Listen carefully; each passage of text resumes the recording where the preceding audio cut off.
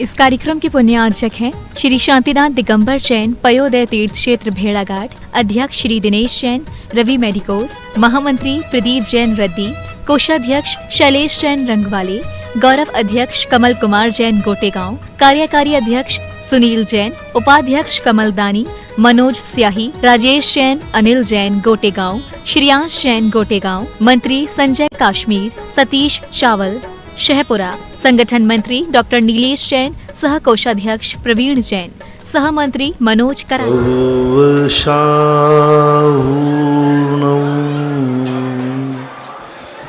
पंच परमेष्टि भगवान की आचार्य श्री गुरुवर कुंद कुंद महाराज की, आचार्य श्री गुरुवर विद्यासागर महाराज की, पूज्य मुनि श्री सुधा सागर जी महाराज की, पूज्य मुनि श्री पूज्य सागर जी महाराज की, मुनि पुंगव निर्णयापक श्रीमद मुनि श्री सुधा सागर जी महाराज की।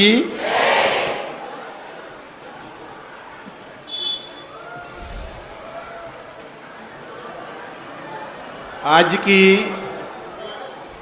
प्रथम जिज्ञासा हो, इसके पहले आप लोगों को ये विदिति है कि सागर जिले के इस धर्म नगरी जो मानी जाती है खुरई में बहुत सालों के बाद महाराज जी का आगमन हुआ है। लेकिन महाराज जी के आते ही एक चमत्कार यहाँ सुनने में आया। क्या चमत्कार सुनने में आया? यहाँ पर जो महाराज जी पहले से थे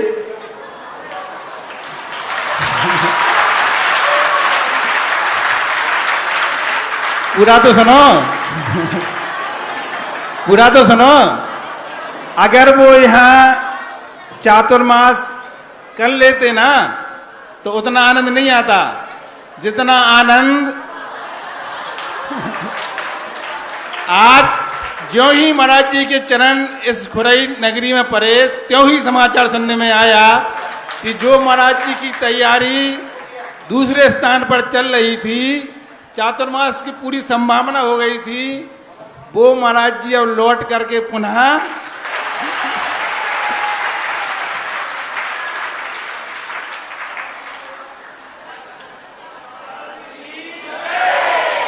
स्वाध्याय मंडल बड़ा गांव धसान गुरुदेव के चरणों में कोटि कोटि नमन। आपकी जिज्ञासा है महाराज जी, तीर्थंकर चक्रवर्ती जैसे पुण्य पुरुषों का संबंध मलेच्छ खंड के अधर्मी जीवों से कैसे संभव है? उनको अधर्मी आपने कैसे कह दिया? अतीत का अधर्मी है, वर्तमान में तो वो इतना पुण्यात्मा है, तभी तो चक्रवर्ती से उसके संबंध बने। अतीत में किया हुआ अपराध, जैसे जेल में हम लोग प्रवचन करने जाते तो आप कहो कि महाराज उन जेली पापियों के अधर्मियों का ऐसा क्या पुण्य है जो आप लोग जेल में पहुंच जाते हो प्रवचन देने? तो वो अतीत के पापी हैं। हमारे एक सूत्र है, घृणा पाप से करो, पापी से नहीं। पाप से घृणा है, पापी से नहीं। वो मलेच्छ खंडी में ने अतीत में पाप किया, अच्छे कुल में जन्म लेकर के बुरे संस्कार किए। तुम ये विचार करो कि वो मलेच्छ खंड गया क्यों? अच्छे कुल में जन्म लेकर के जो रात में खाते हैं, अभक्ष भक्षण करते हैं, गुटखा तमाकू खाते हैं, अपने आचार विचार विपरीत रखते हैं, ऐसे लोग मलेच्छ खंड में गए, उन्होंने अपराध किया। लेकिन वो अपराध करने के बाद उनका कोई ऐसा पुण्य भी पड़ा था। सभी प्रकार का पुण्य एक सा नहीं होता। एक संबंधी पाप था कि उन्होंने संस्कार बुरे किए। आचार संहिता का उन्होंने उल्लंघन किया, लेकिन कोई दूसरा पुण्य रहा होगा कि गलत संस्कार करने के बाद भी उन्होंने अच्छे लोगों की प्रशंसा की होगी। दो कारण होते हैं। एक व्यक्ति स्वयं पाप नहीं छोड़ पाता, लेकिन जो छोड़ देते हैं उनकी प्रशंसा करता है, उनको अच्छा कहता है, उनको कहता है बहुत अच्छे हैं ये इस प्रकार का आचार विचार करके, लेकिन वो स्वयं आचार से भ्रष्ट होता है, स्वयं आचार संहिता का पालन नहीं करता, स्वयं कुलाचार का पालन नहीं करता, स्वयं रात्रि भोजन नहीं त्यागेगा, लेकिन जिन्होंने त्यागा है उनकी प्रशंसा करता है। तो ऐसे जीव आचार भ्रष्ट होने से मलेच्छ खंड में जन्मते हैं, लेकिन अच्छे लोगों की प्रशंसा करने से उन्हें चक्रवर्ती का संपर्क मिलता है। ये मूल कारण उसमें बनता है। अरंजय जैन आगरा जिनमारी चैनल के माध्यम से पूज्य गुरुदेव के चरणों में कोटि कोटि नमन। आपकी जिज्ञासा है कि आजकल तीर्थंकर की जो प्रतिमा है छोटी है, 1 इंच से लेकर 10 इंच के बीच, ऐसी प्लास्टिक या मेटल की प्रतिमा को मार्केट से घर में लाते हैं और उसको घर में रखते हैं। चूंकि इस तरह का प्रचलन बढ़ता जा रहा है, बहुत बार कल ही परसों मैंने कहा था नहीं करना ठीक नहीं है। अपने महान आत्माओं की अप्रतिष्ठित मूर्तियां घरों में नहीं रखना, प्रतिष्ठित भी नहीं रखना, मंदिरों में अप्रतिष्ठित नहीं रखना। ये जो प्रचलन बढ़ रहा है ये गलत है, अशुभ है, आपने के लिए शुभ सगुन नहीं है। श्रीमती ज्योति नीरज चौधरी खुरई, गुरुदेव के चरणों में कोटि कोटि नमन। आपकी जिज्ञासा है गुरुवर, समस्त पापों का मूल आधार प्रमाद है। यह प्रमाद कौन से कर्म के उदय से होता है? प्रमाद है, समस्त पापों का आधार प्रमाद है। प्रमाद भी है और मिथ्यात्व भी है और कसाय भी है। पापों का कारण मात्र अकेला प्रमाद ही नहीं है। पूज्यवर कुंदकुंद स्वामी ने श्री प्रवचन सार के अंतर कहा, उभियोगस्य अनाई परिणामा तिन्नि मोह जुत्तस्य मिच्छत्तम अन्नानम अविरत भावे जोगे। यानी 3 कारण उन्होंने बताए, मिथ्यात, अज्ञान और योगों की चंचलता, उसमें प्रमाद ले लेना। उमा स्वामी महाराज ने, पूज्यवर उमा स्वामी महाराज ने 5 प्रत्यय बताए, मिथ्या, अवरति, प्रमाद, कषाय, बंद, हितवा। तो प्रमाद भी एक कारण है, लेकिन उससे बड़ा कारण है मिथ्यात। दूसरा फिर उसके बाद कारण है कसाय, उसके बाद तीसरा पाप का कारण है अविरति, असंयम भाव। ये 3, सबसे पहला तो पाप कराने वाला है महापाप मिथ्यात। सही रास्ता नहीं मिल पाना, सही तत्व दृष्टि नहीं मिल पाना, सच्चे देव शायद गुरु की पहचान नहीं हो पाना, ये सबसे बड़ा पाप है, मिथ्यात पाप। योगेंद्र स्वामी महाराज ने परमात्म प्रकाश के अंदर मिथ्यात को महापाप की संज्ञा दी। दूसरा कारण है कसाय।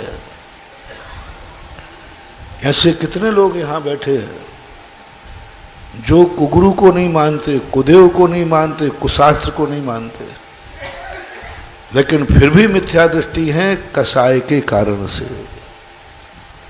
भाई भाई से नहीं बोल रहे, घर में कोई झगड़ा हो गया नहीं बोल रहे, पड़ोसी से कर रहा है। कितने लोगों की कसाय हैं जो 6 महीने से ज़्यादा निकल गई, 6 महीने से ऊपर जाकर के भी अभी भी कसाय भरी हुई है। गुरु को देव के पास नहीं जाता, सच्चे देव शायद गुरु को ही मानता है, पूजा करता, पाठ करता, अभिषेक करता, सब करता, माला फेरता, और ये भी कहता सच्चा देव अरहंत है, सच्चा गुरु निर्ग्रंथ है, सच्ची जनवाणी माँ है। फिर भी जो कसाय भाव है वो कसाय भाव बहुत खतरनाक है।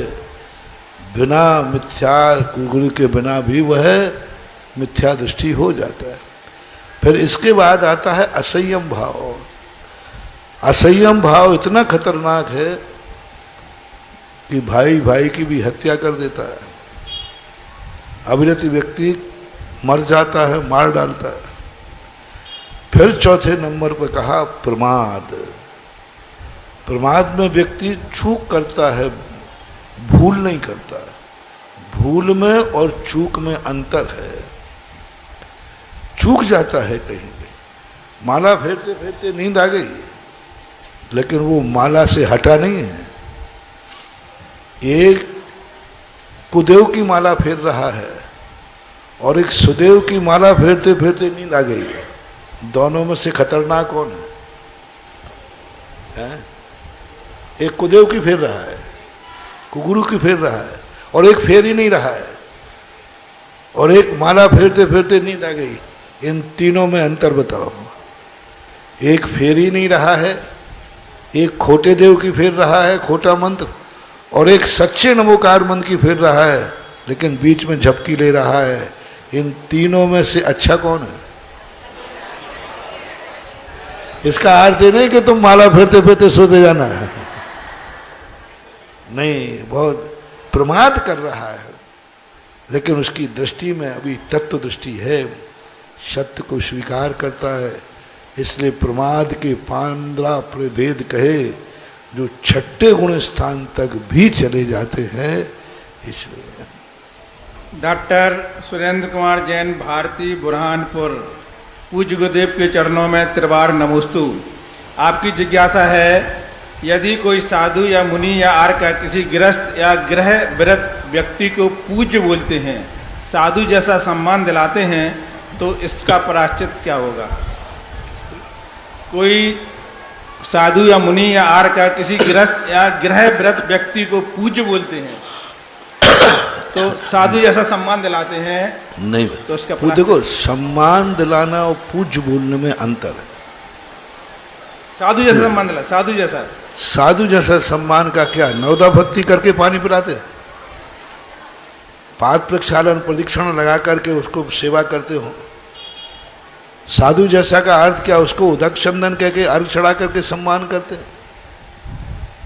साधु जैसा का सम्मान का अर्थ है कि अर्घ चढ़ा करके, नवदा भक्ति करके करना। ये ऐसा तो शायद मुझे दिखता है संसार का कोई व्यक्ति नहीं करता हो। रही बात उसके सम्मान की, तो कई बार गुणों के लिए सम्मान होता है। राजा होता है, राजा को राज्योचित सम्मान देना ही पड़ेगा, वो राजा है।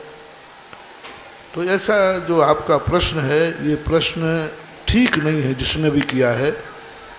मैंने तो आज तक कभी नहीं सुना कि कोई मुनिराज आदि का किसी गृहस्थ को मुनि महाराज जैसा सम्मान दिलाता हो। और मुनिराज का सम्मान मैंने करा दिया, मुनिराज का सम्मान है पाद प्रक्षालन, नवदा भक्ति, आरती उतारना, अर्घ चढ़ाना। ये शायद खुरई में कभी हुआ है सर? शायद किसी माता जी ने तुम्हारा अर्घ चढ़वाया हो, महाराज जी ने? नहीं हुआ, ऐसा होता नहीं। रविंद्र जैन, सागर, पूज्य गुरुदेव के चरणों में कोटि कोटि नमोस्तु। आपकी जिज्ञासा है महाराज जी, प्राय कर देखने में आता है कि अधिकांश व्यापारी उधार वाले ग्राहक को तो हमेशा याद करता है, उससे सामाजिक व्यवहार भी निभाता है, किंतु जो नगद वाला ग्राहक होता है उसका नाम भी पता नहीं होता उसके पास। ऐसे ही धार्मिक क्षेत्र में भी जो सालों में दान की राशि चुकाते हैं उनका सम्मान समाज के द्वारा हमेशा होता है, किंतु जो नगद दान देते हैं, जिनकी राशि कम है लेकिन नगद देते हैं, तो कोई भी उनको याद नहीं करता है। इसके बाद शंका का समाधान करने की ऐसा उनका कौन सा पुण्य का उदय है? आप ही बताएं, आपके यहाँ जो व्यापार तो होता है खुरे में कि नहीं? नगद वाली दुकान ज्यादा चलती है कि उधार वाली? भीड़ कहाँ रहती है? फिर भले उधार वाला महंगा देवे तो भी लोग ले लेते हैं, और नगद देने वाला सस्ता भी देवे तो वहाँ लोग नहीं जाते हैं। तो जैसा तुम वहाँ करते हो वैसे ही यहाँ होता है। वहाँ सुधार हो जाए तो यहाँ सुधार हो जाए। तुम खुद बाजार में माल लेने जाओगे तो नगद दुकान पे लेने जाओगे कि उधार दुकान पे? गाड़ी ज़्यादातर लोग नगद में उठाते हैं कि किस्तों में उठाते हैं? ये मामला ठीक बढ़ जाएगा, है? ज़्यादातर किस्तों में उठाते। तो ये परंपरा है, व्यवस्थाएं हैं, ऐसी बात नहीं है। नगद देने वाले को भली कमेटी सम्मान दे या न दे, लेकिन उसका धर्म, उसका पुण्य उसे सम्मान दे रहा है। राखी बरकुल खुरई, पूज्य गुरुदेव के चरणों में कोटि कोटि नमोस्तु। आपकी जिज्ञासा है महाराज जी, कोई भी क्षेत्र हो, सामाजिक, पारिवारिक या धार्मिक, कभी भी जो विचार पहले मन में दिमाग में आते हैं तो पॉजिटिव की जगह नकारात्मक विचार ही पहले क्यों आते हैं? ऐसा क्यों देखा जाता है? ये हमारी भूल है, ऐसी बात नहीं। नकारात्मक विचार नहीं आते, नकारात्मक ही आते हो ऐसा नहीं। आपका कोई संबंधी हो जिससे आपको राग हो, उसको देखकर नकारात्मक विचार नहीं आते। भली वो गलत कर रहा हो, भली गलत कर रहा हो, लेकिन चूंकि तुम्हारा उससे राग भाव है तो जिससे तुम्हें राग भाव होता है उसकी गलती दिखती ही नहीं, नकारात्मक विचार नहीं आते। एक डाकू पकड़ा गया, उसे फांसी हो गई, उसकी माँ रो रही थी, सारा गांव खुशी मना रहा था। सारा गांव किया था अच्छा हो गया और माँ रो रही थी। बोले माँ तुम क्यों रो रही हो? डाकू मर गया, खुशी मनाओ। बोले होगा दुनिया का डाकू, मेरा तो बेटा था। अब बेटे के राग ने उस अपराध को ढक दिया। नकारात्मक नहीं आते। नकारात्मक विचार तुम्हारे उसके प्रति ज़्यादा आते हैं जो तुम्हारे प्रतिकूल चलता है, तुम्हारी इच्छाओं के विरुद्ध चलता है, जो तुम्हारी भावना के अनुसार नहीं चलता, उसके प्रति आपके मन में द्वेष भाव आता है, नकारात्मक विचार आता है। क्योंकि तुम ये चाहते हो सारी दुनिया मेरे हाथ की कठपुतली बन के नाचे। हाँ, तो यह जो तुम्हारा सोच है, इस कारण से नकारात्मक विचार आते। तुम सारी दुनिया को अपने अनुसार चलाना चाहते हो। यहाँ तक कि तुम भगवान को भी चाहते हैं, भगवान पे रात हम जब जाएं तब भगवान हमारी हर इच्छा पूरी करे। यहाँ तक तुम चाहते हो कि गुरु महाराज भी, बोल दो ना आगे, हमारी इच्छाओं की पूरी करे। मंत्र से भी यही चाहते हो। तो ये जो तुम्हारा सोच है यह नकारात्मक है। यदि इस सोच पर तुम काबू पा लो तो फिर तुम्हें दुश्मन को देख करके भी नकारात्मक नहीं, सकारात्मक विचार आना शुरू हो जाएंगे। जिज्ञासु श्रोता, पूज्य गुरुदेव के चरणों में कोटि कोटि नमन। आपकी जिज्ञासा है कि जब कोई किसी को मार नहीं सकता हो, कोई किसी को बचा नहीं सकता है, आयु शेष होने से जीवन रहता है और आयु समाप्त होने पर प्राणी मरता है, पर देखा जाता है डॉक्टर इलाज के द्वारा किसी को बचा देता है और एक आतंकवादी एक साथ हजारों को मौत की नींद सुला देता है। तो ये विरोधाभास कैसा? जो आपने जो प्रश्न किया, ऐसा तो मैंने शास्त्रों में कहीं नहीं पढ़ा। शास्त्रों में तो नहीं पढ़ा कि कोई किसी को मार नहीं सकता, कोई किसी को बचा नहीं सकता। किसी शास्त्र में नहीं लिखा। इतना जरूर लिखा है, जब भी व्यक्ति मरेगा तो आयु कर्म के क्षय से मरेगा, और जब भी जिंदा रहेगा तो आयु कर्म के उदय से रहेगा। ये बात तो आगम सिद्धांत है। ये नहीं कहा वहाँ के कोई मार नहीं सकता, कोई जला नहीं सकता। जिंदा है तो आयु कर्म शेष है, मर गया है तो आयु कर्म का क्षय हुआ है। लेकिन आयु कर्म का क्षय तो हम करा सकते हैं। वह जब मरेगा जब आयु कर्म का क्षय हो, और आयु कर्म के क्षय कराने का कारण है कि उसने गोली मार दी, उसने तलवार मार दी, उसने जहर खा लिया। तो आयु कर्म का क्षय हम करा सकते हैं। वो मरेगा तो क्षय से, लेकिन कोई मार नहीं सकता, कोई जला नहीं सकता, ऐसा कहीं जैन आगम का कथन नहीं है। ऐसा मान महाराज श्री के चरणों में कोटिशा नमन। आपकी जिज्ञासा है कि जिस व्यक्ति ने पूर्व में किसी व्यक्ति की हत्या की है तो क्या वह व्यक्ति श्री जी को स्पर्श करने या अभिषेक करने का अधिकारी है या नहीं? हत्या करने का पहले तो उसको हत्या सिद्ध हुई है कि नहीं, कि यूं आप कहते जा रहे हैं, पहले सिद्ध करो। सिद्ध हुई है तो उसको जेल जरूर होगा, और उसने यदि जेल की पूरी उम्र काट ली है, पूरी सजा काट ली है, तो उसके बाद उसको सुधरने का मौका दिया जाएगा। उसका प्रायश्चित उस समय हो गया। सजा काटना जरूरी है।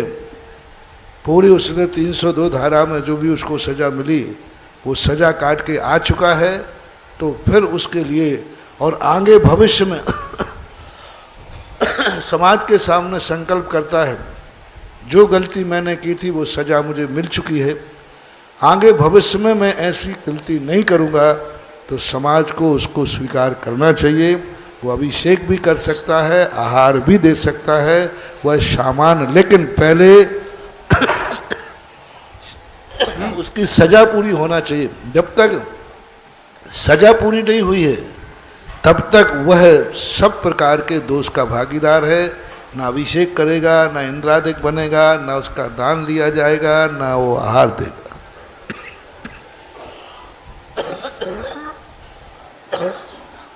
महाराज श्री के चरणों में त्रिवार नमोस्तु।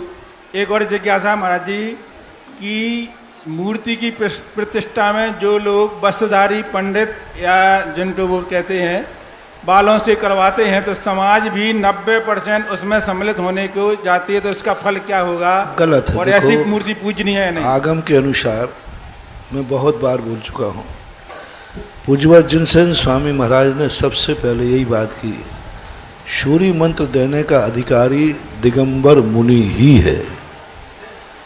बिना उसके प्रतिष्ठा, जो स्वयं ही अभी वस्त्र पहने हैं वो दूसरों के वस्त्र कैसे उतारेगा? क्या गृहस्थ मुनि दीक्षा दे सकता है? स्वयं के वस्त्र के त्याग नहीं, वो वस्त्र कैसे उतार सकता है? किसी आगम का ऐसा कथन नहीं है। मुनि मुद्रा चाहिए हमारे लिए। तुम कहो बीचू महाराज नहीं थे तब, तो भट्टारक लोग पिछी लेते थे और वो वस्त्र उतारते थे तो भी उनकी मुनि मुद्रा कहलाती थी। ये कहीं नहीं लिखा कि पंडित वस्त्र उतार करके और सूर्य मंत्र दे दे। दिगंबर मुनि मुद्रा होना चाहिए, नंगा नहीं। नंगा वस्त्र नहीं दे सकता। पंडित यदि वस्त्र उतार भी देगा पर्दे के अंदर तो भी वह मुनि मुद्रा नहीं बनेगी, नंगा बनेगा। और आगम में ऐसा कोई उल्लेख नहीं है। और जिन मंदिरों में, जिन मूर्तियों में वर्तमान में ठीक है अभाव उस समय था, भट्टारक देते थे, आज तो कसाय भाव है। दिगंबर मुनिराज मौजूद हैं, फिर भी वो गृहस्थों से मूर्ति में सूर्य मंत्र लगा रहे। वो देते ही नहीं, मंत्री नहीं। जिस मूर्ति में मुनिराजों ने सूर्य मंत्र नहीं दिया हो वो मूर्ति नहीं है, वो स्टेचू है। उसकी वंदना करना पाषाण को पूजना है। पाषाण मूर्ता, एक पाषाण मूर्ता आती। तो ये जो बिना सूर्य मंत्र दिए बिना ग्रस्तों से दिलाते हैं, उस मूर्ति की पूजा करना पाषाण मूर्ता है। वो पूजनी है ही नहीं, वंदनी है ही नहीं। और ऐसी मूर्तियों की जो पूजा करते हैं उनका मरण कभी अच्छा नहीं होता। 50 साल का रिकॉर्ड है। उनके कभी संलेखना पूर्वक मरण नहीं होता, समाधि पूर्वक मरण नहीं होता। एक भी अभी तक उदाहरण नहीं है। जो ऐसी मूर्तियों की पूजा करते हैं उनके जीवन में इतना पुण्य भी बंद नहीं होता कि वे मरण भी समाधि पूर्वक कर सकें। तो ऐसी मूर्तियां वंदना के योग्य नहीं हैं। ऐसे कार्यक्रमों में आप शामिल होते हैं तो आप अपने जिंदगी भर के पुण्य का क्षय करते हैं। जो आपने इस मंदिर में पूजा करके कमाया, गुरुओं के आशीर्वाद से कमाया, और एक बार यदि ऐसे पंच कल्याणकों में, ऐसे मंदिरों में यदि आप जाते हैं और करते हैं तो आपका सारा पुण्य क्षय को प्राप्त हो जाता है। मूर्ता है, सीधा पाषाण मूर्ता। भली आकार है तो क्या हुआ? कई लोग कहते हैं कि मूर्ति में आकार तो है, भगवान का आकार तो है। तो आकार तो उस समय भी है जब मूर्ति बना करके शिल्पी तैयार करके रखता है। उस समय आकार है कि नहीं? उस समय मूर्ति जमीन पर रखी है। अशुद्ध वस्त्रों से लोग उसको छू रहे हैं, अशुद्ध वस्त्रों से छू रहे हैं। जमीन पर रखी है, मजदूर उस पर बैठे हुए हैं। मूर्ति का आकार तो है। अच्छा, मूर्ति जब बन रही है 80% बनने के बाद मूर्ति का आकार आ गया कि नहीं? बड़ी मूर्ति पर शिल्पी बैठ करके घिसाई करेगा कि नीचे से? बोलो, बैठ के करेगा तो मूर्ति पे बैठने का पाप नहीं लगेगा उसे? नहीं लगेगा, क्योंकि अभी वह प्रतिष्ठित। तो इसी प्रकार ये आकार भली हो, लेकिन इस आकार में पूज्यता का स्थिति नहीं बनती है। ये आप लोगों को विचार करना चाहिए। ऐसे कार्यक्रमों में शामिल नहीं होना चाहिए, और ना ही ऐसी मूर्तियां वंदना के योग्य हैं। बहुत सारी मूर्तियां ऐसी अतीत में थी राजस्थान में, हमने उनकी पुनः प्रतिष्ठा की, पुनः उनमें प्रतिष्ठा की, पुनः उनका, क्योंकि वो पुनः शब्द लगाओ मत, वो तो प्रतिष्ठित थी ही नहीं, प्रतिष्ठित थी ही नहीं, तो पुनः का सवाल ही नहीं। प्रशस्ति नहीं लिखी गई, मूर्तियों को संस्कार दिया गया। ऐसे एक मंदिर नहीं, 50 मंदिरों की मूर्तियों की पुनः प्रतिष्ठा हुई है। होना चाहिए। आप पुनः प्रतिष्ठा ऐसी मूर्तियों की कराएं, तभी वो वंदना के योग्य हैं, अन्यथा नहीं। बोलिए अनंत अतिशयों से युक्त पूज्य गुरुदेव सुधा सागर जी महामुनिराज की। ललितपुर नगर के गौरव ईसरवाड़ा क्षेत्र के प्रभारी मुनिराज पूज्य मुनि श्री पूज्य सागर जी महाराज की। जब कल पूज्य गुरुदेव का जड़ुआ खेरा से खुरई की ओर बिहार हो रहा था, तब एक आश्चर्य हुआ। सुनते हैं चतुर्थ काल में पंच आश्चर्य हुआ करते थे। जैसे ही पूज्य गुरुदेव जड़ुआ खेरा से थोड़ा निकले, तब एक ट्रेन आ रही थी। ट्रेन धीरे धीरे स्लो हुई और ट्रेन के जो ट्रेन चालक थे उनने ट्रेन रोकर पूज्य गुरुदेव का दर्शन किए, आशीर्वाद लिया। ऐसे हाँ, उतर करके रोड पे आए, ट्रेन से उतरकर दौड़ लगाई और पूज्य गुरुदेव रोड पर चल रहे थे, रोड पर आकर आशीर्वाद लिया। ऐसे महान मुनिराज के आज जिज्ञासा समाधान में खुरई से अनेकों भक्त शामिल हुए हैं। कल रास्ते में चलते चलते पूज्य सागर जी महाराज संस्मरण सुना रहे थे। 1-2 दिन पुराना संस्मरण है। एक महिला आई, पूज्य मुनि श्री पूज्य सागर महाराज जी ने कहा इनको ऊपरी बाधा है। तब पूज्य श्री ने अपना हाथ ऐसा किया और सारी ऊपरी बाधाएं समाप्त हो गईं। ऐसे पूज्य मुनि श्री सुधा सागर जी महाराज की आज खुरई नगर के ऊपर पूज्य गुरुदेव ने अनंत उपकार कर कर JYSS के लिए शिरोमणि संरक्षक, परम संरक्षक और संरक्षक बनाए हैं। उनकी नाम का वाचन हम करते हैं, जिन्होंने परम शिरोमणि संरक्षक बनने का। किसके JYSS जो हॉस्पिटल है, पूज्य गुरुदेव चाहे हॉस्पिटल हो, चाहे स्कूल हो, चाहे मंदिर हो, चाहे कोई भी सामाजिक कार्य हो, पूज्य गुरुदेव की करुणा हमेशा उसके लिए प्रेरणा देती है। आशीर्वाद पूज्य गुरुदेव का मिलता है। JYSS ग्रुप अस्पताल के लिए जिन्होंने संरक्षक, शिरोमणि संरक्षक बनने का सौभाग्य प्राप्त किया है, 11 कलश रुपये की राशि के माध्यम से नीरज जी, स्वर्गीय नरेंद्र जी चौधरी की स्मृति में नंदू कक्का परिवार खुरई, द्वितीय परिवार 11 कलश की राशि में जिनेन्द्र जी, विजय जी, हिमांशु जी गुरहा खुरई परिवार, जिन्होंने 5 कलश की राशि के माध्यम से अभी सभी अपने स्थान पर खड़े होकर आशीर्वाद लेंगे। अपने स्थान पर खड़े होकर यहाँ पर बोलो। हाँ, बाद में परम संरक्षक जिन्होंने बनने का सौभाग्य प्राप्त किया है, 5 कलश की राशि सुधांशु मासाव, 5 कलश की राशि जय कुमार जी, अनुराग जी, अमित जी मुल्ला, स्वर्गीय तिप्ती जी की स्मृति में परम संरक्षक आपने भी बनने का सौभाग्य प्राप्त किया। 5 कलश में सुधी जी, पीयूष जी, प्रशांत जी, गुरहा परिवार आपने भी परम संरक्षक बनने का सौभाग्य प्राप्त किया। आप लोग आ जाए, बोले हाँ नाम बोलो। हाँ, आप आ जाएं।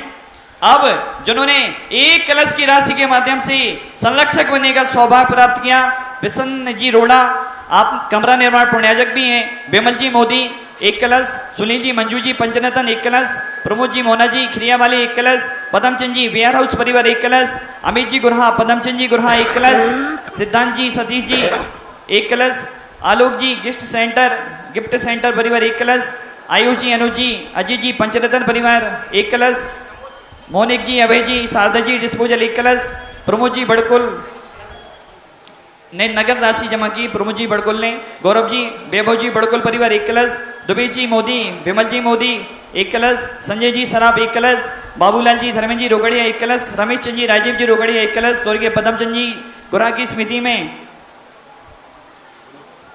अमरीश जी गुरहा 1 कलश, विनोद जी गुरहा, विनोद जी, हरीश जी भट्ट 1 कलश, रुपेश जी, देवेंद्र जी 1 कलश, संजय जी, हर्षित जी, अंजलि जी 1 कलश, दिलीप जी, अतुल जी मलैया 1 कलश, राहुल जी मोदी 1 कलश, सनी जी, चिमन जी मोदी 1 कलश, महेंद्र जी मोदी 1 कलश, अरबे कुमार जी, अमित कुमार जी, अंकित जी, उजनेट वाला परिवार 1 कलश, नीलेश जी, देवास जी, निवेश जी, सतभैया 1 कलश, सुरेंद्र जी, दीपक जी, उजनेट वाला, आरव जी 1 कलश, सोमचंद जी, अमित जी, अतुल जी 1 कलश, छोटे लाल जी, सौरभ जी, शैलेश जी 1 कलश, अनिल जी, मयंक जी 1 कलश, मोदी परिवार से मनीष जी, खुशी जी, कुरवाई वाला परिवार 1 कलश, जयेश जी मोदी, हर्षित जी मोदी, खुरई 1 कलश, आदिश जी खुरई 1 कलश, नीरज जी पांडे 1 कलश, मनीष जी गुरहा, गप्पू जी गुरहा 1 कलश, मुकेश जी फुसकेले, सुशील जी मोदी, सात्विक जी 1 कलश, विवेक जी मुल्ला 1 कलश, मनीष जी उजनेट 1 कलश, नीलेश जी सतभैया 1 कलश, स्वर्गीय परेश भाई की स्मृति में फूलचंद जी दोषी पिपड़िया राजकोट गुजरात 1 कलश, सुनील जी, अंतस जी, नरू वाला परिवार 1 कलश, जो 11 कलश की राशि के माध्यम से श्रोमणी संरक्षक बनना चाहते हैं,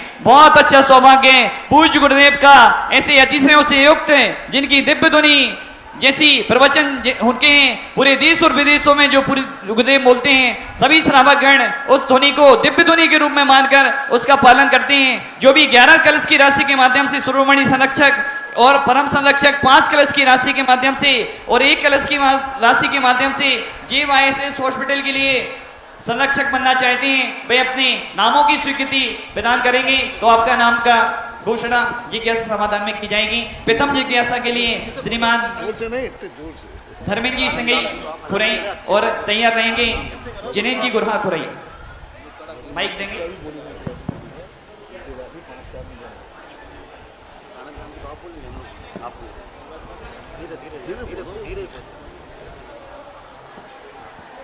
ईश्वर के वाड़े में जन्मे मुनि श्री सदासागर जी के चरणों में नमोस्तु गुरुवर, नमोस्तु गुरुवर, नमोस्तु।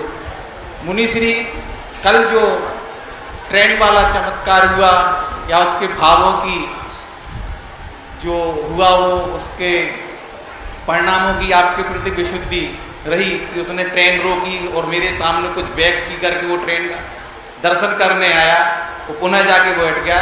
वैसा ही मेरे बड़े भाई का 25 साल पहले तीसरा ऑपरेशन के समय ऐसा ही हुआ था कि उनको डॉक्टरों ने भी बड़ी क्रिटिकल कंडीशन में बोला था, तो उनने ऑपरेशन के समय आपकी फोटो जेब में रख ली थी। और आज भी वो धर्म श्रद्धा के साथ ये ऐसा श्रावक का करना कौन से पुण्य का उदय होता है या कौन सा पुण्य वो संचय कर लेता है? पुण्य ही काम नहीं करता, अपना पुरुषार्थ काम करता है। ऐसा कोई पुण्य नहीं है जिस कर्म से वह गुरु पर श्रद्धा करे। ऐसा कोई कर्म नहीं है जो सच्चे गुरु को पहचान दे। ऐसा कोई कर्म नहीं है, ये है हमारा पुरुषार्थ। ऐसा कोई कर्म 148 में जिस कर्म के उदय से व्यक्ति श्रद्धा करता हो। ये तो है कि मिथ्यात्व कर्म के उदय से अश्रद्धा करता है, अरुचि करता है, लेकिन रुचि रखाने वाला कोई कर्म नहीं है। ये स्वयं का पुरुषार्थ होता है, स्वयं के विशुद्ध परिणाम होते हैं। उसी पुरुषार्थ के परिणाम स्वरूप उसकी श्रद्धा इतनी चमत्कारक और बलवती हो जाती है। जिनेन्द्र जी गुरहा, इसके बाद तैयार रहेंगी श्रीमती अर्चना जी सुली जी खुरई, भारत सरकार नीति आयोग हिंदी सलाहकार सदस्य। महाराज श्री के श्री चरणों में त्रय बार नमोस्तु। महाराज जी, मेरा प्रश्न है, क्या भाव शुद्धि होने से मन वचन और कर्म की शुद्धि संभव है? इसमें अनेकांत है। जहाँ द्रव्य शुद्धि संभव नहीं है वहाँ भाव शुद्धि मुख्य है, अन्यथा द्रव्य शुद्धि के बिना भाव शुद्धि कभी हो नहीं सकती। द्रव्य मुनिव्रत के लिंगा कभी भाव लिंग हो नहीं सकता। द्रव्य पूजा के बिना भाव पूजा कभी हो नहीं सकती। ऐसे ही नहीं हो सकती जैसे द्रव्य भोजन के बिना कभी भूख नहीं मिट सकती। यदि भावों से भोजन करे तो भूख मिट जाएगी, रोटी खाने नहीं दी जाएगी। आप आंख बंद करो, खाओ भोजन सब लोग, अभी तो खा के आए होगे, कर लोगे, नहीं हो सकता। भाव भोजन से पेट नहीं भरता है तो भाव पूजन से भी नहीं भरता। हमारे यहाँ स्पष्ट रूप से एक शुद्धि, 8 शुद्धियों में एक शुद्धि भाव शुद्धि है, से 7 शुद्धियां तो बाहर की होती हैं। निमित्त शुद्धि, द्रव्य शुद्धि, नौकर्म शुद्धि, कर्म शुद्धियां, ये सारी शुद्धियां चाहिए, अकेले भाव से नहीं। ये बात अलग है कि सारी शुद्धियां होने के बाद यदि भाव शुद्धि नहीं है तो वे सारी शुद्धियां बेकार हैं। लेकिन भाव शुद्धि बाह्य शुद्धि के बिना कभी हो नहीं सकती। बाह्ये तरोपादि समग्र तेयम कार्य स्वते द्रव्यगत स्वभाव। पूज्यवर समंतभद्र महाराज ने कहा, बाह्ये तरोपादि समग्र तेयम, जितने भी कार्यों की सिद्धि हुई है, बाह्य और अंतरंग दोनों कारण बराबर मिलने पर ही कार्य की सिद्धि होती है। यानी द्रव्य शुद्धि भी चाहिए और भाव शुद्धि भी चाहिए। कोई कहे द्रव्य के बिना भाव हो जाए, ऐसा कभी हो नहीं सकता, हुआ नहीं, होगा नहीं। बिना भाव द्रव्य पूजा के भाव पूजा है ही नहीं आगम में। द्रव्य पूजा को भाव पूजा पूर्वक करो। बिना मुनि बने बिना भावलिंग नहीं होता, कभी नहीं हुआ आज तक। बिना मुनि बने बिना भावलिंग नहीं होता। ये बात अलग है कि द्रव्य मुनि बने बिना बन के बाद भावलिंग हो भी और नहीं भी हो। जहां जहां भावलिंग है वहां वहां द्रव्य का, मुनि का भेष अनिवार्य है। कोई मुनि भेष धारण न करे और भाव से मुनि बन जाए, ऐसा कभी हो नहीं सकता। ये जो धारणाएं रहती हैं ये प्रमाद का कारण है। कोई सोचता है कि भावों से मुनि बनने में क्या लगना, सारी कठिनाइयां द्रव्य से मुनि बनने में है कि भाव से। अंतराय द्रव्य से आएगा कि भाव से? द्रव्य से।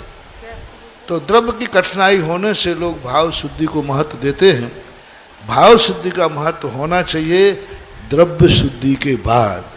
सारी द्रव्य शुद्धियां कर लें और भाव शुद्ध नहीं है तो कल्याण मंदिर स्तोत्र में स्पष्ट होगा, भाव शून्य क्रिया निष्फल होती है।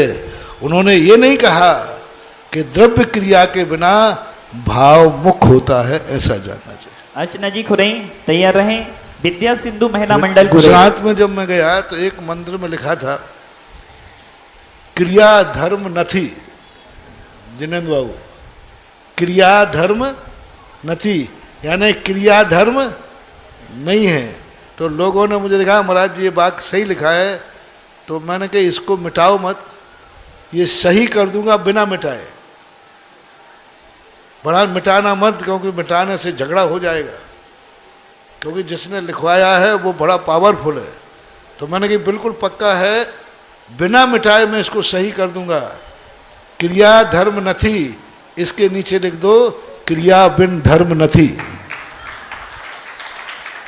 क्रिया धर्म हो नहीं सकता, लेकिन क्रिया के बिना भी धर्म हो नहीं सकता। ये है स्वरूप अपना। अर्चना जी तैयार रहें। विद्या सिंधु महिला मंडल खुरई। निर्यापक मुनि श्री सुधा सागर जी महाराज के चरणों में मेरा त्रैबार नमोस्तु नमोस्तु नमोस्तु। पूज्य श्री महाराज श्री के सागर जी महाराज के चरणों में मेरा नमोस्तु नमोस्तु नमोस्तु। महाराज श्री, मुझे अभी हाल ही में एक माह पहले भारत सरकार में नीति आयोग के हिंदी सलाहकार के पद पर मनोनीत किया गया है और मुझे ये जानकर काफ़ी हर्ष हुआ कि मुझे हिंदी विभाग दिया गया है। और मैं ये चाहती थी कि मैं गुरुवर के सपनों को, भारत, इंडिया नहीं बोलो भारत बोलो, ये मुझे साकार करना था। और ईश्वर ने मुझे ये आगे आके ये राह दिखाई। मेरे मुनियों का इसमें बहुत बड़ा योगदान रहा कि उनका आशीर्वाद मेरे साथ था। आचार्य गुरुवर महाराज का मार्गदर्शन था।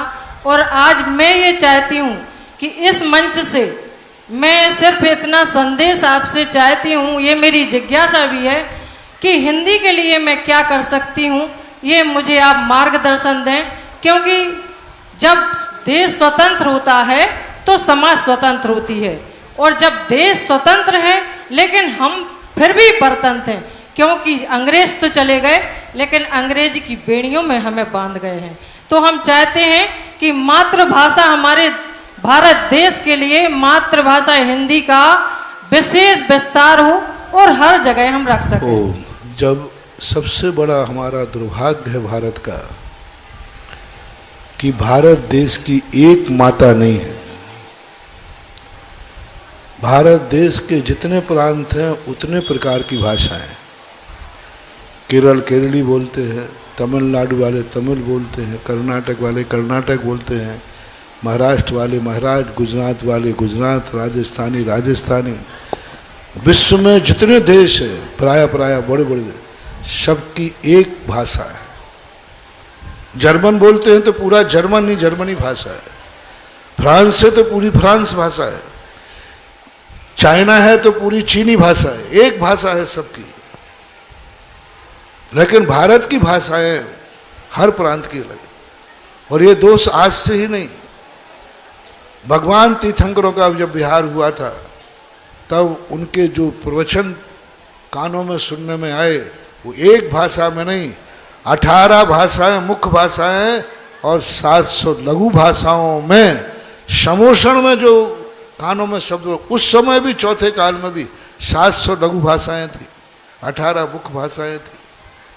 तो ये सबसे बड़ी चीज है कि हर प्रांत अपना, हर देश अपनी एक भाषा रखता है। लेकिन भारत देश के प्रांतों में जो सबसे बड़ी भाषा है हिंदी भाषा, 3-4 प्रांत है। जब हिंदी भाषा की बात कहो तो अपन सफल क्यों नहीं हो पा रहे हैं? आज हिंदी में अपन सफल क्यों नहीं हो पा रहे हैं? इतने दिनों से कितने साधु संत, विनोबा भावे पूरी जिंदगी खपा गए इसी कार्य के लिए। बड़े बड़े लोगों ने खपाया, लेकिन अपने ही प्रांतों ने विरोध कर दिया। हम हिंदी का विरोध करते हैं, हम भारत लिखने का विरोध करते हैं, हम ये करने। तो भारत के जो प्रांत के लोग हैं वो ही एक भाषा के पूर्णतः समर्थक नहीं है। इस कारण से ये सारी परेशानियां जा रही हैं। फिर भी हिंदी भाषी जो प्रांत हैं, कम से कम इन प्रांतों में एक भाषा का जरूर तुम्हारा समर्थन, बात अच्छी बात है कि हमारे देश की कोई भी भाषा हो लेकिन हमारे देश में अंग्रेजी भाषा ना हो। कर्नाटक में भले कर्नाटकी भाषा हो लेकिन अंग्रेजी भाषा ना हो, क्योंकि हमारे देश की जितनी भाषा हैं सब ईमानदार भाषा है और अंग्रेजी भाषा बेईमान भाषा है। इसलिए बेईमान है कि वो सारे रिश्तों को खत्म कर दी। 52 अक्षरों को 26 अक्षरों में ला दिया। कितने रिश्ते खत्म करेंगे? सारे रिश्ते खत्म कर दिए, सब एक आंटी दे दिया, आंटी और अंकल। कितने रिश्ते थे भारत में? कोई चाचा कहता, कोई चाची, फूआ, फूफी, मोमा, मामी, नाना, नाना, क्या बोलते बहुत सारी बात। इतने सारे खत्म कर दिए। इसलिए अंग्रेजी भाषा संस्कृति विरुद्ध है भारत के। भारत की किसी भी भारत में कोई संबंध नहीं खत्म किए। भारत की कोई भी भाषा है सब 49 अक्षर रूप है और 3 और मिला लो क्षत्रज्ञ। तो ये मिला देने पर पूरे 52 अक्षर हो जाते। इन जितनी भाषा, मैंने सारी भाषाओं का सर्वे किया, गुजराती, महाराष्ट्री, कर्नाटकी, सभी भाषा में 52 अक्षर होते हैं। 52 अक्षर ट्रांसलेटेड होते हैं, रोमन में होते हैं। लेकिन अंग्रेजी एक भाषा ऐसी है जिसमें 52 अक्षर नहीं 26 अक्षर है और इससे संस्कृति विरुद्ध है, संस्कार के विरुद्ध है। लेकिन इसलिए यह आवाज़ हमें उठाना चाहिए कि न्यायालयों में जो फैसले हों वो हिंदी में हों, आपसों में जो कार्य हो वो हिंदी में हो, सरकारी हर कागज हिंदी में निकले तो अपन उसमें सफल हो सकते। क्योंकि आज भी मध्य भारत में लोग अंग्रेजी जानने वाले कम हैं, हिंदी जानने वाले ज़्यादा हैं। तो हर कार्य यदि हिंदी में होने लग जाए, सरकारी ऑफिसों का काम, तो बहुत कुछ हम सफल पा सकते हैं। रही बात अंग्रेजी को रोकने की, विश्व में सबसे बड़ी कोई भाषा है तो अंग्रेजी भाषा है। पूरे विश्व की जनगणना करें तो सबसे अधिक बोलने वाली कौन सी भाषा है? तो इसलिए अंग्रेजी सफल हो रही है, क्योंकि आज यदि दक्षिण जाएंगे, पूरे भारत में किसी को सर्वे करना है, जाना है, तो कौन सी भाषा एक लेकर के वो पूरे भारत को घूम सकता है? हिंदी लेके गोमटेश बाहुबली जाना मुश्किल हो जाता है। कर्नाटक वाले को यहाँ मध्य प्रदेश में आना मुश्किल हो जाता है। वो लोग आते यहाँ कोई समझ नहीं पाते क्या भाषा बोल रहे। तो एक सुविलियत उसमें ये है कि आज अंग्रेजी लेकर के वो पूरे भारत में घूम आता है, एक भाषा। तो यदि हिंदी ऐसी भाषा बन जाए कि हिंदी पढ़ने वाला पूरे भारत में घूमने आ जाएगा, यानी सारा भारत हिंदी को अपना ले, तो हमारी मातृभाषा अमर हो जाएगी। क्योंकि व्यक्ति का आज व्यापार बढ़ गया। पहले व्यक्ति का व्यापार सीमित होता था, खुरई वाले खुरई तक रहते थे, 150 किलोमीटर तक। लेकिन आज खुरई में रहने वाला अमेरिका से व्यापार कर रहा है, यहाँ रहने वाला आसाम से संपर्क बना रहा है। अब वहाँ कैसे करें? तो ये है, फिर भी जितना पुरुषार्थ बन रहा है उतना करना चाहिए। अच्छा है, अपने बच्चों को भली इंग्लिश स्कूल में पढ़ाएं, लेकिन घर में उससे हिंदी ही बोलें। आज अंग्रेजों ने एक बहुत बड़ी कॉन्वेंटों में ये परंपरा चलाई है कि बच्चों से कहते, घर में माँ बाप से कहते, आप बच्चे से इंग्लिश में बात करोगे, इंग्लिश में बाप बच्चों से बोलो। घर में, स्कूल में तो बोलते हैं, घर में इंग्लिश में बोलो। ये माता पिताओं को सिखाया जा रहा है। तो इस संस्कार को अपन छोड़ें। बच्चा जब घर में आवे उसमें हिंदी में बात करो, स्कूल में इंग्लिश पढ़े, घर में हिंदी पढ़े, तो भी हमारी भाषा सुरक्षित रह जाएगी। जो यहाँ के परम शिरोमणि संरक्षक बनना चाहते हैं, कमेटी ने JYSS हॉस्पिटल के लिए 5 साल का समय दिया है। शिरोमणि संरक्षक के लिए, परम संरक्षक के लिए और संरक्षक के लिए आप अपनी राशि 5 साल में जमा कर सकते हैं। सोनोग्राफी मशीन जिन्होंने देने की घोषणा की है वह परिवार है सुनील जी जैन, पिठोरिया वाला परिवार। जोरदार तालियां बजाकर आपके पुण्य की अनुमोदना करेंगे। अब जिज्ञासा के लिए और ऊटी जिन्होंने दी उनको बुला लो, बुला लो। ओटी के लिए कोई जिनेंद्र भैया गुरहा परिवार से, बहुत बढ़िया। विजय जी गुरहा, जिनेंद्र जी गुरहा। ओटी के लिए मैं प्रकाश के इन्होंने बहुत बड़े अस्पताल का पूरा ऑपरेशन थिएटर इन्होंने बना करके देने का भाव किया। अच्छा, आएंगे दोनों श्रावक आए, पूज्य गुरुदेव का आशीर्वाद ग्रहण करें। विद्या सिंधु महिला मंडल तैयार रहें। हमारी सील चंदाऊ अनोरा ललितपुर, लक्ष्मी चंद जी पिठोरिया वाला परिवार ने सोनोग्राफी मशीन दी है। आप भी आए, पूज्य गुरुदेव का आशीर्वाद ग्रहण करें। और वीर मैत्री समूह 51,000 रुपये असीम काली भक्तम प्रधान की नगद राशि दे रहे हैं। आपकी बहुत बहुत अनुमोदना करते हैं। हाँ निर्यापक श्रवण मुनि श्री 108 सुधा सागर जी मुनि महाराज की, परम पूज्य मुनि श्री 108 पूज्य सागर जी मुनि महाराज की, समस्त विद्या सिंधु बहुमंडल की ओर से बारंबार नमोस्तु नमोस्तु नमोस्तु। हे भगवान, हम सबकी जिज्ञासा है कि हम सब गृहस्थ में रहकर सम्यक की प्राप्ति के लिए बाहर के निमित्त को तो जुटा लेते हैं, पर हम अंदर के परिणाम को कैसे बनाए रखें कि सम्यक रूपी रत्न हमारे अंदर उत्पन्न हो। भय और प्रीति परिणामों को सुधार देती है। मिथ्यात्व का भय ऐसा मन में बैठे कि कितनी भी विपदा आ जाए, लेकिन खोटे देव शास्त्रों के प्रति समर्पण भाव नहीं आना चाहिए। और प्रीति जगाए कि सच्चे देव शास्त्र गुरु के प्रति दुनिया कितना भी लोभ दे देवे, लेकिन सच्चे देव शास्त्र गुरु के प्रति अरुचि भाव नहीं आना चाहिए। सबसे बड़ी चीज़ है, क्योंकि आप गृहस्थ हैं, थोड़ी सी विपरीत परिस्थितियाँ आती हैं तो जो व्यक्ति जैसा कहता है वैसा तुम लोग कर लेते हो, वैसा कर लेते हो। कोई बीमारी आ गई, थोड़े बहुत तुम्हारे जीवन ठीक नहीं हुआ, किसी ने कहा फलाने पत्थर वाले देवता को अगरबत्ती लगा दो, तो तुम मोह के कारण से उन वहाँ पर जा कर के अपना सम्यक्त खो देते। भयासा स्नेह लोभाश्य कुदेवा गम लिंगी नाम, पूज्यवर शमंत्र भद्र महाराज ने भय के कारण, लोभ के कारण, मोह के कारण से कभी अपना जो सच्चा धर्म है, सच्चा देव है, सच्चा गुरु है, उसका त्याग नहीं करना चाहिए। तो गृहस्थ के जीवन में जब भय आता है, संकट आता है, उस समय वो कुछ भी करने को तैयार हो जाता है। तो उस समय हमारे मन में सावधानी रखना चाहिए कि इससे कितनी हानि है। इसके बाद शीतचंद्र अनोरा तैयार रहे। स्वाति जी खट्टर। ललितपुर से शीलचंद जैन अनोरा का मेरे गुरुवर निर्यापक मुनि पुंगव सुदासा महाराज को नमोस्तु। गुरुवर, अभी कुछ लोग मेरे गुरुवर का कुछ चमत्कार बता रहे थे, इनके चमत्कार तो पग पग पर हैं।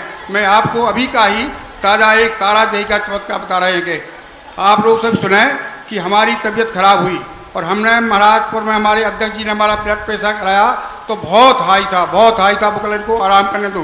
लेकिन हम तारा देही पहुँचे और गुरुवर आहार से आए तो हम भूल गए और हमने कह दिया महाराज हमारा तो ब्लड प्रेशर लो हो गया। तो गुरुवर ने कहा एक गिलास नमक का पानी पी लो और हमने एक नमक का गिलास पानी पी लिया और हम रात को 9 बजे तक महाराज के साथ रहे, कोई तकलीफ नहीं हुई। जो अमृत जहर को अमृत बना सकते हैं तो वो सभी पे चमत्कार दिखा सकते हैं। गुरुवर, मेरी जिज्ञासा है कि एक माँ के 4 बेटे हैं और चारों 4 तरह के, कोई मुनि बन जाता है, कोई श्रावी बनता है, कोई कुछ बनता है, तो गुरुवर का एक माँ के बेटे 4 एक से क्यों नहीं होते? दूसरी बात, एक खदान से पत्थर निकलता है और एक की मूर्ति बनती है, एक फर्श लगता है, तो ऐसा क्यों गुरुवर है? नमोस्तु गुरुवर, नमोस्तु नमोस्तु। अब इसे क्या कहूँ? 2 फूल 7 फूले, किस्मत जुदा जुदा है, एक शीश पे चढ़ा है और एक धूल में पड़ा है। तो ये तो संसार का स्वभाव है। अपना अपना फूल एक डाल पर हैं, लेकिन फूल अपने आप में जीव तो अलग अलग है। एक माँ से 2 बेटे पैदा हुए, एक बेटे को रामचंद्र जी ने गला उतार लिया और एक बेटे को रामचंद्र जी ने गले लगा लिया, विभीषण और रावण का। तो ये अपनी अपनी करनी का फल, वो एक भजन गाते हो ना, अपनी अपनी करनी का फल सबको मिलता है। एक डाल पर 2 फूल खिलते फिर भी अलग अलग परिणति होती है। तो ये वास्तु स्वतंत्र है, प्रत्येक जीव की स्वतंत्रता निमित्त मिल जाने पर अपनी स्वतंत्रता नहीं बदल जाती। एक घर में जन्म ले लेने से सब एक समान नहीं हो जाते। तीर्थंकर जैसे के कुल में जन्म होने से सभी सम्यक दृष्टि नहीं हो जाते। कहाँ देवादिदेव आदिनाथ सम्यक दृष्टि सब कुछ उनके पास था, और कहाँ उनका पोता मारीच मिथ्या दृष्टि था। अब इससे अच्छा तो परिवार कौन का होगा? इसलिए ये सब अपने आप का, अपने अपने उपादान की परिणति का रूप है। इसके बाद स्वाति खट्टर तैयार रहे। नमन पड़ा वाली संगनेर। मेरे पूरे परिवार की ओर से नमोस्तु महाराज जी, नमोस्तु महाराज जी, नमोस्तु महाराज जी। महाराज जी, मेरी जिज्ञासा यह है कि जैसे कि हम नित्य प्रतिदिन जिन मंदिर जाते हैं तो हमें पूजन करने में ज़्यादा पुण्य मिलता है या पाठ करने में, जैसे भक्तांबर पाठ, पारसनाथ स्रोत, मेरी भावना आदि में? बेटा तू भोजन करती है कि नहीं करती है? तो भोजन करते समय रोटी खाने में ज़्यादा अच्छा लगता है कि सब्जी खाने में, कि नमक मिर्ची खाने में, कि चटनी खाने में, कि पानी पीने में, कि दूध पीने में, कि चाय पीने में? किस में अच्छा लगता है, किस में ज़्यादा है? जैसे भोजन में सभी चीज़ें जरूरी है, ऐसे ही ये सब कुछ जरूरी है। एक क्लास के 6 पेपर हैं, तो कोई कहे महाराज जी एक पेपर में मैं अच्छी पढ़ाई कर सकता हूँ, तो एक पेपर में तो डिक्टेंशन लाया, और 5 पेपर में, तो पास का सर्टिफिकेट मिलेगा कि फेल का? फेल का। तो इसी प्रकार जो आवश्यक धर्म की क्रियाएं हैं सभी में बराबर नंबर होना चाहिए, किसी में कम बढ़ नहीं होना चाहिए। नमक कम भी ना हो और नमक ज्यादा भी ना हो। नमन जी पड़ा वाले तैयार रहें। प्रीति बीपीएल खुरई। परम पूज निरापक श्रमण पिता तुल्य मम आराध्य मुनि श्री के चरणों में बारंबार नमोस्तु नमोस्तु नमोस्तु। गुरुजी मेरा प्रश्न है, अवधि ज्ञान और कुअवधि ज्ञान ये दो होते हैं। अवधि ज्ञान के पहले अवधि दर्शन होता है, तो कुअवधि ज्ञान के पहले क्या होगा, कौन सा दर्शन होगा? इसके संबंध में शास्त्रों को कोई भी आचार्य ने इस प्रश्न को उठाया नहीं। उन्होंने अवधि दर्शन का गुणस्थान चौथे गुणस्थान से कहा और कुअवधि का ज्ञान मिथ्यात्व से कहा। अब उसके पूर्व कौन सा दर्शन है, ना तो किसी शास्त्र में ना किसी आचार्यों का इसका कोई समाधान नहीं मिल रहा है। इसलिए इसका समाधान अपनी तरफ से करना छद्मस्त की बुद्धि के बाहर है।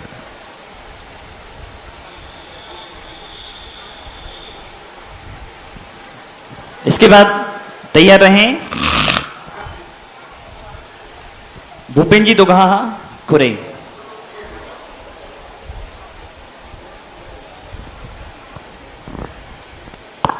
पूज्य मुनि श्री सुधा सागर जी महाराज के चरणों में नमोस्तु नमोस्तु नमोस्तु।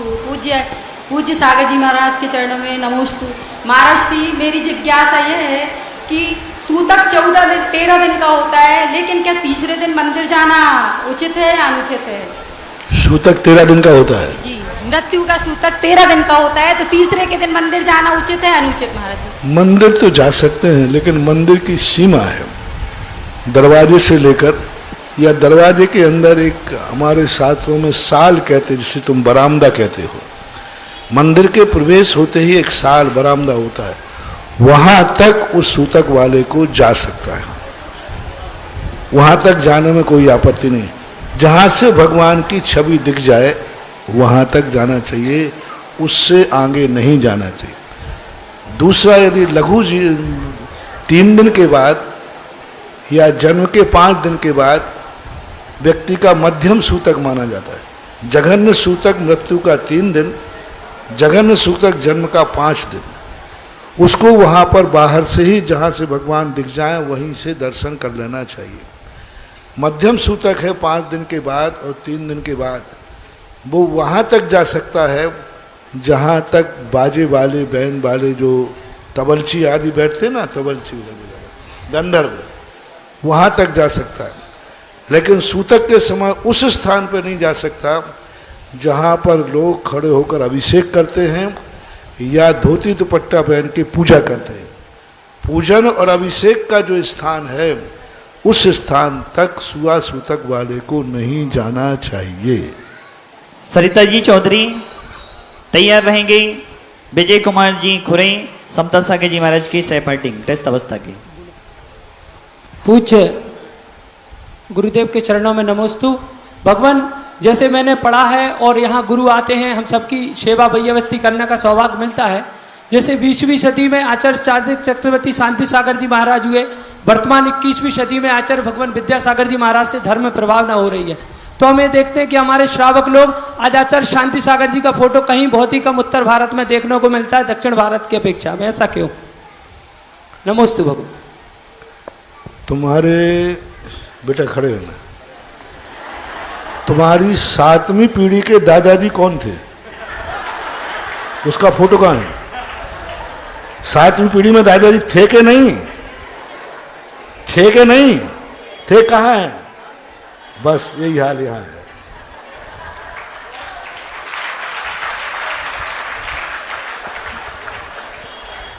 अब महाराज वे, अब आचार्य शांति सागर महाराज 7वीं पीढ़ी हो गई, 5वीं 6वीं तो हो गई। शांति सागर, वीर सागर, शिव सागर, फिर उसके बाद ज्ञान सागर, फिर विद्या सागर और बीच की उपसान अगर, तो अब ये चलता रहता है।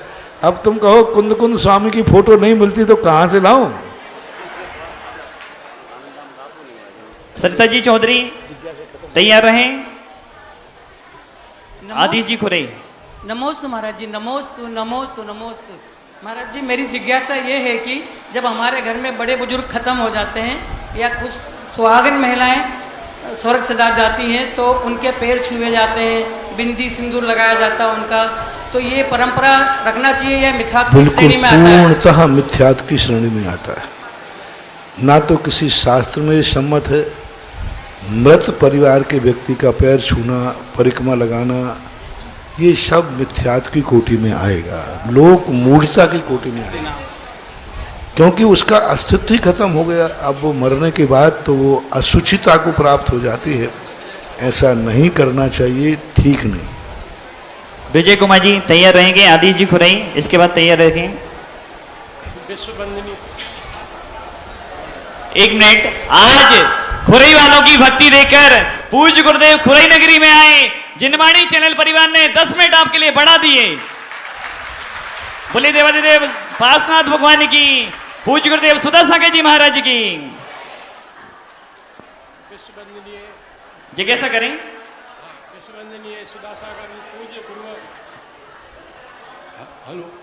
जिनवाणी चैनल हमेशा धर्म की प्रभावना जब भी होती है तब, क्योंकि वो स्वयं देखता, पहला चैनल है जो पूर्णतः शुद्ध दिगंबर जैन धर्म का चैनल है। पूर्णतः दिगंबर जैन धर्म का, दिगंबर धर्म के अलावा और कहीं नहीं, और कुरिया कांडों पे नहीं। जब भी कोई धर्म की प्रभावना का सवाल आता है, पब्लिक देखते हैं, तुरंत नीरज बाबू समय बढ़ा देते हैं।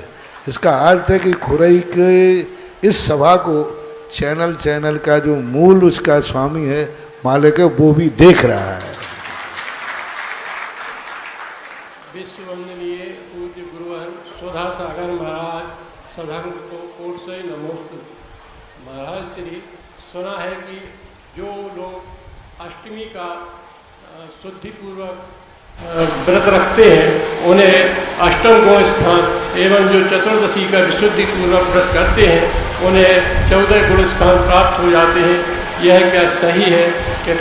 ये भावना कहलाती है, चिंतन कहलाता है कि जो इस प्रकार का ऐसा कोई नियम नहीं है, सिद्धांत नहीं है। एक सिद्धांत होता है और एक भावना होती है। जैसे कहा गया, एक बार जो सम्मित शिखर की वंदना करे उसे नरक गति नहीं होती। ये भावना है, सिद्धांत नहीं है। इसलिए इसको सिद्धांत ना मान के व्यक्ति को प्रोत्साहित करने के लिए, उत्साहित करने के लिए ये भावना की जाती है। तो क्या भावना गलत है? नहीं, सही भी हो सकती है और नहीं भी हो। भावना सही भी हो जाती है और सही नहीं भी होती है, लेकिन इसे सिद्धांत नहीं मानना, नियम नहीं मानना, इसको एक भावना मानना। आदिश जी खुरई तैयार रहे, ऋतु जी पंचरत्न। नमोस्तु महाराज जी, नमोस्तु नमोस्तु नमोस्तु। महाराज जी, हमारी रिश्तेदार ने पूछवाया है कि भक्तांबर का हम मंदिर में पाठ करते हैं और अर्घ सहित करते हैं और साथ में जल का लोटा ले जाते हैं और बाद में वो लोटा घल्ला के पानी पी लेते हैं, तो पीना चाहिए या नहीं? गलत है। जैन दर्शन में किसी भी मंत्रित, किसी भी संस्कारित जल के लिए पीने का प्रावधान नहीं है, क्योंकि किसी भी मंत्र से या भक्तांबर से जो संस्कारित किया गया जल है वो पवित्र हो जाता है। और पवित्र जल 9 मल द्वारों में नहीं जाना चाहिए। ओम शांति। आवाज 9 मल द्वारों में नहीं जाना चाहिए। और 9 मल द्वारों में एक मल द्वार मुख भी है, 2 नेत्र हैं, 2 नाक के नथने हैं, 2 कान हैं और एक मल और मूत्र का 2। ये जो 10 स्थान 9 मल द्वार हैं, इन मल द्वारों में पवित्र किया, भक्तांबर से तुमने जल को मंत्रित किया, वो पवित्र हो गया। भगवान का अभिषेक किया, वो पवित्र हो गया। नमोकार मन से मंत्रित किया, वो पवित्र हो गया। वो 9 मल द्वारों में नहीं जाना चाहिए, क्योंकि 9 मल द्वारों में जाएगा वो मल मूत्र बनेगा। इसलिए जैनागम में इसका बिल्कुल भी समर्थन नहीं है। आप उस मंत्र को अपने मस्तक पर धारण कर सकते हैं। भगवान का अभिषेक का गंधोदक, नमोकार मंत्र से मंत्रित गंधोदक, भक्तांबर का मंत्र गंधोदक, इसकी तुम वंदना कर सकते हो, अपने सिर पर धारण कर सकते हो, लेकिन पीने का प्रावधान आगम में नहीं है और न ये परंपरा चालू होना चाहिए। रितु जी पंचरत्न के बाद ब्रह्मचारिणी पलक दीदी। नमोस्तु महाराज श्री, मेरे परिवार की तरफ से त्रिवार नमोस्तु नमोस्तु नमोस्तु। महाराज श्री, मन में बहुत दिन से शंका है कि जो अभी कोविड में इतने सारे लोग एक साथ मरण को प्राप्त हुए हैं, तो क्या वो एक निमित्त था या इसको और अकाल मौत कहेंगे या सबका अलग अलग ऐसा, या फिर ये एक निमित्त था जो एक साथ इतने लोगों का मरण हुआ है?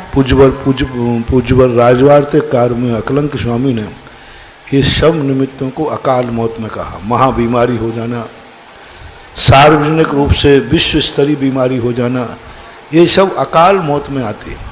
लेकिन ये निर्णय जरूर करना, अकाल मौत में मरने वाले की दुर्गति ही होती है ऐसा कोई नियम नहीं है। ये नहीं, अकाल मौत है, लेकिन अकाल मौत का अर्थ है नहीं कि दुर्गति हो। अकाल मौत वाले भी सर्वार सिद्धि तक जाते हैं। अकाल मौत करने वाले भी केवल ज्ञान प्राप्त कर लेते हैं। 10 उपसर्ग केवली होते। सुकौशल को शेरनी ने खा ली, अकाल में उनको मौत हुई और केवल ज्ञान प्राप्त कर लिया। ऐसे कितने महान साधु होते हैं, 500 मुनियों को घानी में पेल दिया, अकाल मौत, और सर्वार सिद्धि को प्राप्त हो गए। इसलिए अकाल मौत से डरना नहीं है। अकाल मौत का अर्थ दुर्गति नहीं है, लेकिन अकाल मौत अकाल ही है।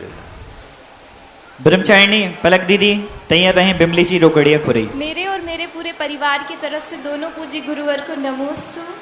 महाराज जी, मेरा प्रश्न है कि किसी व्यक्ति में सरलता और विनम्रता दोनों होती है, तो लोग ना अधिकतर देखने में आता है कि लोग या तो उनको हल्के में ले लेते हैं या ऐसे ही छोड़ देते हैं, तो हमें सरलता या विनम्रता अपनाना चाहिए या नहीं?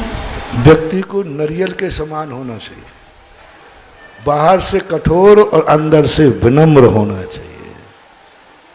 एक सांप था, वो बहुत भयंकर सांप था, किसी को भी काट लेता था, किसी को भी फुसकार देता था। लोग परेशान थे। किसी साधु के से पता चला कि ये सांप सबको काटता है। महाराज ने उसको उपदेश दिया कि भाई तू काटा मत कर, तुझे कोई परेशान करे, कोई मारे तो उसे काट ले, तू तो किसी को भी काट लेता है। वो थोड़ा क्रोधी था। सांप ने कहा ठीक महाराज, आज से मैं नियम लेता हूँ, अब कभी किसी को नहीं काटूंगा। सारी दुनिया को पता चल गया कि सांप ने काटने का त्याग कर दिया, तो लोग उसको मारने लगे, पत्थर मारने लगे, बच्चे उसको खींचने लगे, क्योंकि अभी काटेगा तो नहीं।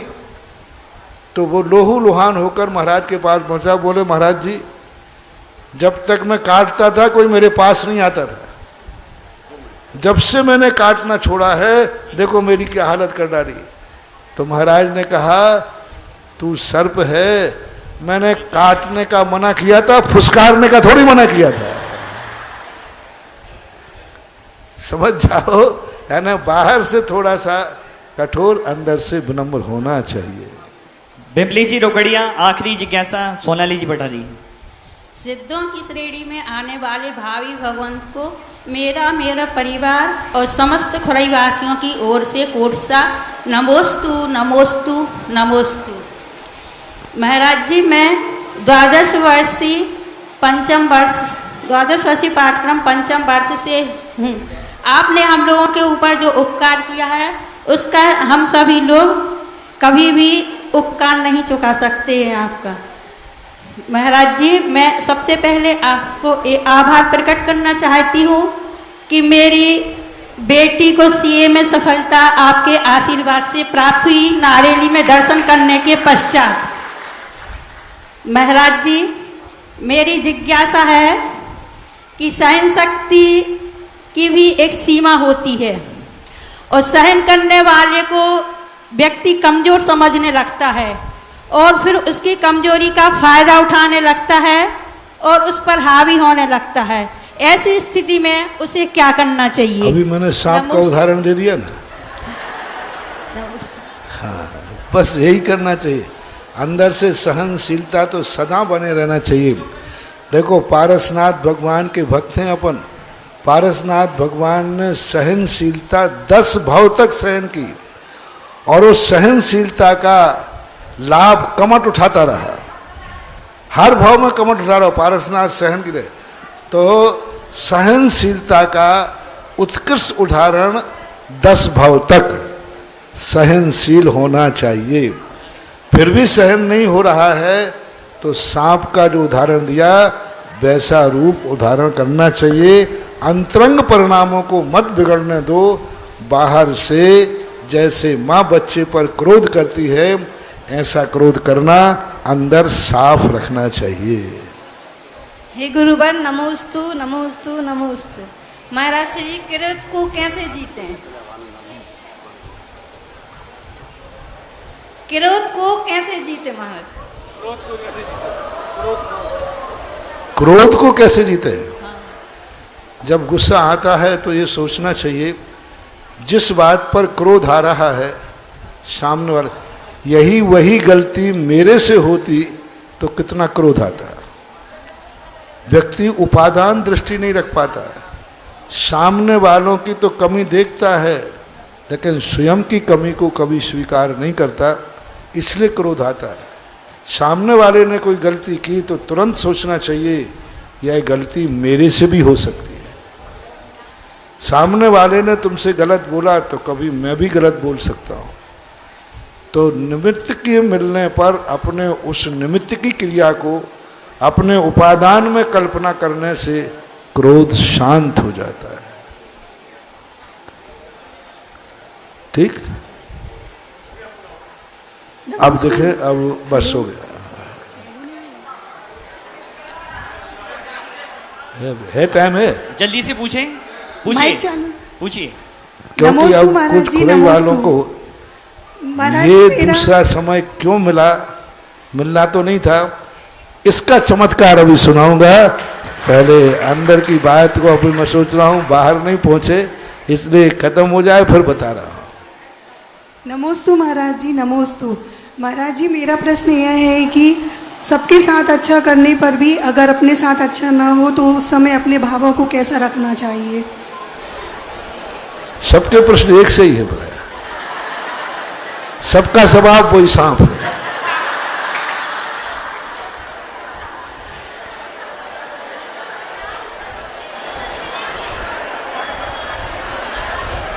हाँ? जी मरसरी हो गया। जल्दी बोले, जल्दी करें। हो गया मरसरी। है अभी है। अब इसके बाद तैयार रहें। विजय जी दुबे अगर हो तो खड़े हो जाएं। विजय जी दुबे पूछिए।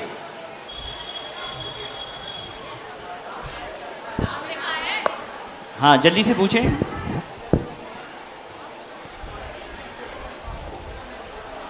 नमोस्तु महाराज जी, नमोस्तु महाराज जी। मेरा क्वेश्चन है मित्र, पुस्तक, रास्ता और विचार सफल जीवन के 4 सूत्र हैं।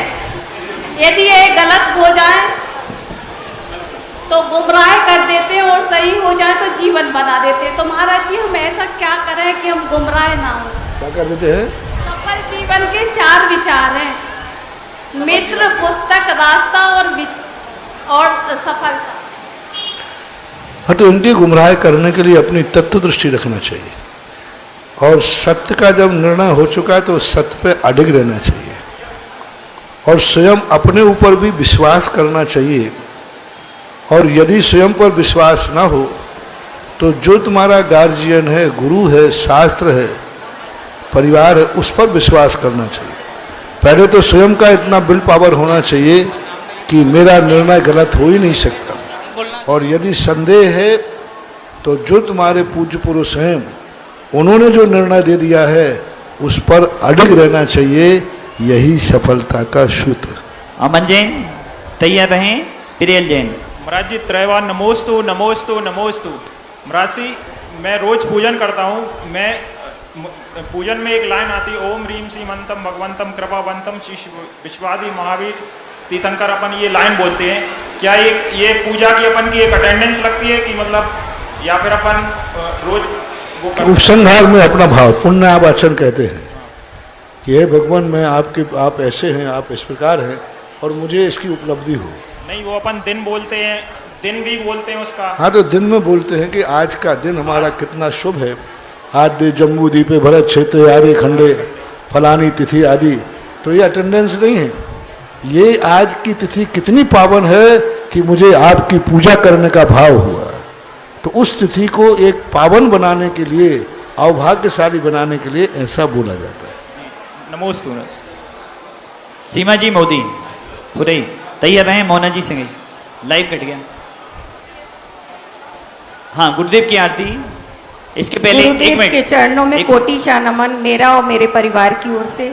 महाराज श्री, मेरा प्रश्न ये है कि मैं जब भी स्वप्न देखती हूँ, महाराज जी मेरा प्रश्न यह है कि मैं जब भी स्वप्न देखती हूँ तो मेरी शंकाओं का समाधान आपके द्वारा हो जाता है। मेरा साक्षात आपके साथ कभी चर्चा नहीं हुई, तो ये मेरी श्रद्धा है या आपका उपकार? भगवान करे सारे भक्त ऐसे हो जाएं, तो मेरा सब स्थानों पर जाना आना, मैं कहाँ कहाँ जाऊँगा।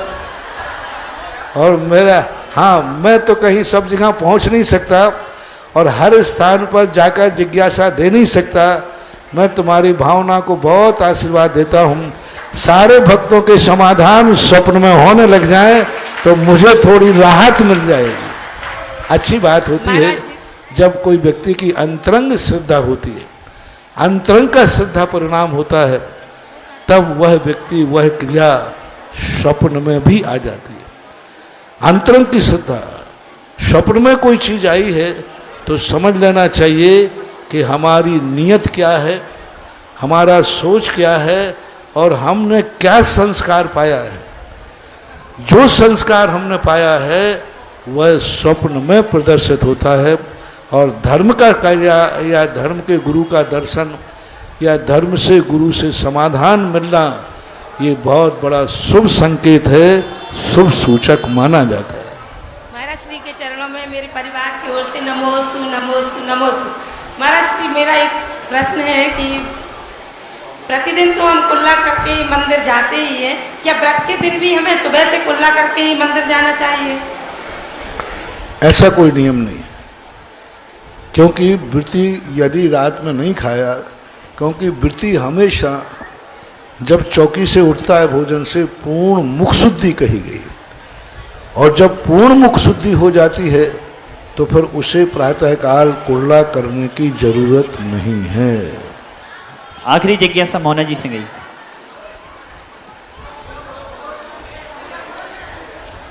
नमोस्तु महाराष्ट्री। महाराष्ट्री, महिलाओं को राजनीति में आगे आना चाहिए, और आए तो फिर धर्म क्षेत्र में इसका कैसे उपयोग कर सकते हैं? अपने परिवार को पूर्णतः,